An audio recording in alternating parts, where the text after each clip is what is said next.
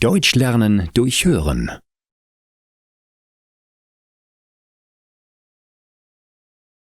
Mittagsschlaf. Nils hat einen Trick.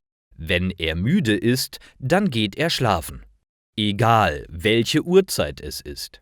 Aber wenn es noch nicht 10 Uhr abends ist, dann dürfen es nicht mehr als 18 Minuten sein. Lange hat er es getestet.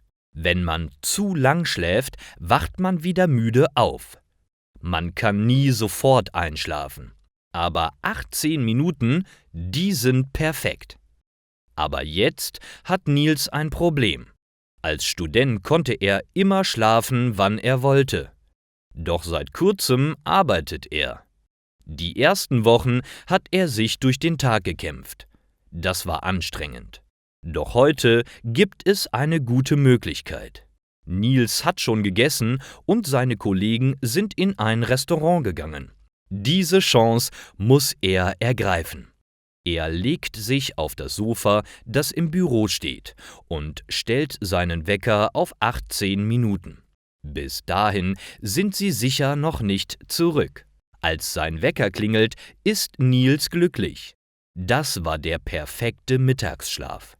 Doch als er die Augen aufmacht, guckt er vor Schreck. Sein Chef sitzt neben ihm am Schreibtisch. Mit großen Augen schaut der Chef Nils an. Doch dann beginnt er zu lachen. »Gut geschlafen?« fragt er. Seitdem macht Nils jeden Tag einen Mittagsschlaf im Büro.